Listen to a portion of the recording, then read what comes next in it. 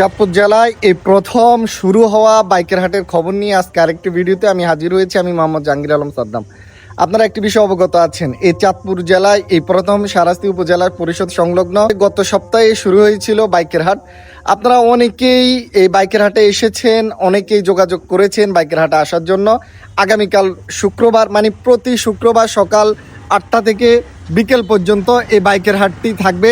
আপনারা যেখান থেকে বাইকের হাটে আসতে চান অবশ্যই আপনাকে সকাল 8টা থেকে বিকেলের মধ্যে আসতে হবে। আর এই হাটের বিষয় বিস্তারিত জানার জন্য স্ক্রিনে দেওয়া নাম্বারে যোগাযোগ করে আপনি আসবেন। প্রথম দিনে আমরা যথেষ্ট সাড়া পেয়েছি, টোটালি এখানে গাড়ি এসেছে 43টি। অনেকেই আপনার এই বাইকের হাট নিয়ে কনফিউশন ছিলেন, এই বাইকের হাটটি কি হবে কি হবে না, হবে কি হবে না, এমন একটা কনফিউশনে ছিলেন। কিন্তু আমরা যেহেতু শুরু করেছি, ইনশাল্লাহ এই বাইকের হাটটি প্রতি শুক্রবার সকাল থেকে বিকাল পর্যন্ত আপনার চালু থাকবে। আপনারা এই বাইকের হাটটিতে আসতে পারেন। আসলে এই বাইকের হাটটি আমরা চালু করেছি আপনাদের সুবিধার জন্য।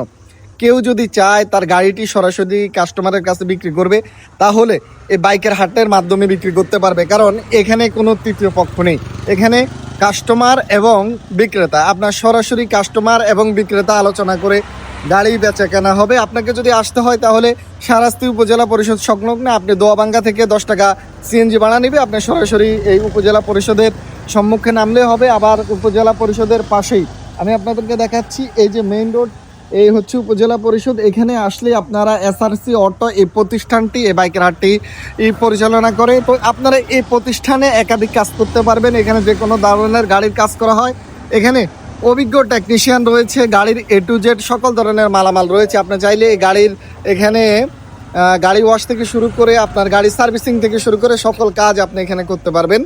তো আপনারা যদি এখানে আসেন এবং টেকনিশিয়ান দ্বারা গাড়ি চেক করতে পারবেন। এবং আরেকটি বিষয় আপনারা জেনে রাখবেন, যদি এই বাইকের হাটে আপনারা আসতে চান অবশ্যই আপনার NID নিয়ে আসবেন। বাইক কেনা বেচার জন্য অবশ্যই কাস্টমার এবং বিক্রেতা দুজনের NID আমরা এন্ট্রি করব। যদি NID না থাকে কোনোভাবেই আপনার গাড়ি বেচা কেনা করতে পারবেন না। অবশ্যই আপনার গাড়ির ডকুমেন্টস নিয়ে আসবেন। ডকুমেন্টস বিহীন কোনো গাড়ি এখানে বিক্রি হয় না। ভালো থাকবেন। আপনার এই খবরটি আপনি আপনার বন্ধুকে মেনশন করে দিন যে এই প্রথম চাঁদপুর জেলায় শুরু হয়েছে যে বাইকের হাট, এখানে গাড়ি বেচা কেনা হয়।